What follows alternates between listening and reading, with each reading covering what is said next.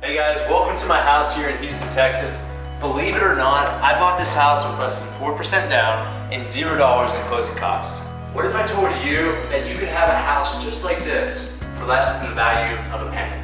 Now it may sound crazy, but I'm about to show you how you can purchase your first home or even your second home with $0 down and $0 in closing costs.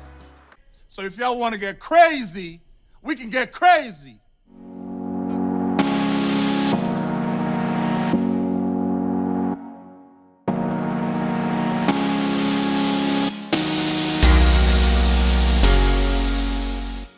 Hey there YouTube, my name is Josh with Debt to Dollars, where we cover everything from credit to investing, which will lead you to a life of financial freedom. I upload videos on a weekly basis, so make sure to hit the subscribe button down below.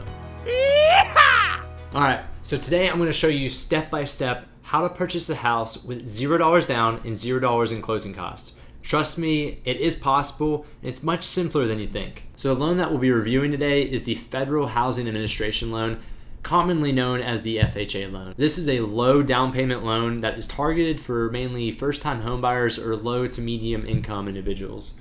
Now, if your credit score is above 580, you need to put 3.5% down as your down payment. Now, there are some additional requirements, and I'm going to put a video in the cards above in which I've already made a video that is 90 seconds or less on the FHA loan requirements. So you can watch that video after this, and you can see if you qualify for that loan. And the chances are you're going to qualify. Why am I telling you about a loan that has a 3.5% down payment?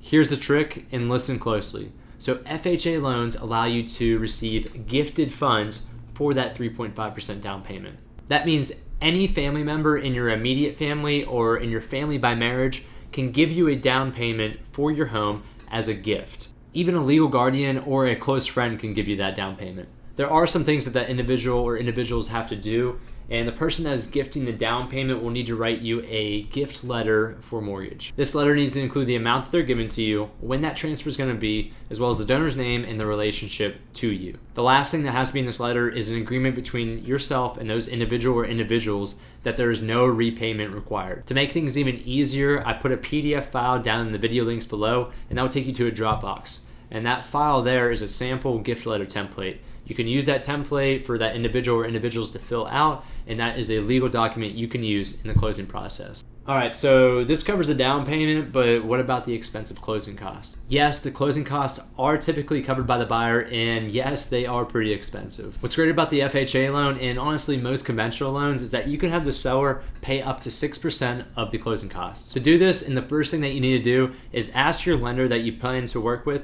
ask them what the closing costs are estimated to be. And more than likely, it's going to be less than 6% of the closing cost. Next, you want to make an offer on the home that you want to purchase. And typically in that offer letter, depending on your state, there's a section in there called settlement and other clauses.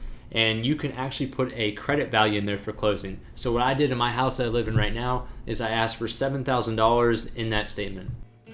How do you like them apples? If you do ask for closing credits from the seller, it is common and it also is pretty fair that the seller is going to request you to add that amount on top of the purchase price. All right, so let's say that you're offering $95,000 for a home that you're about to purchase, but you want $5,000 in closing credits. So I'd go back into that offer, I'd change the offer price to $100,000, and in one of those sections which allows you to ask for closing credits, I'd write in $5,000. So if you look at a net total, it's going to be $95,000. And the seller honestly doesn't care if they receive $100,000 in the offer price and $5,000 in the closing credits that they have to pay, or if they just receive $95,000 in the offer price and $0 in credits. All they care about is the net gain.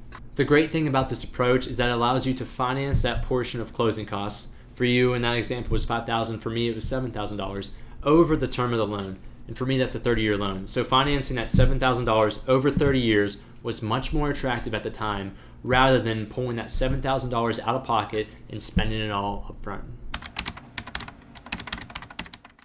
The bottom line.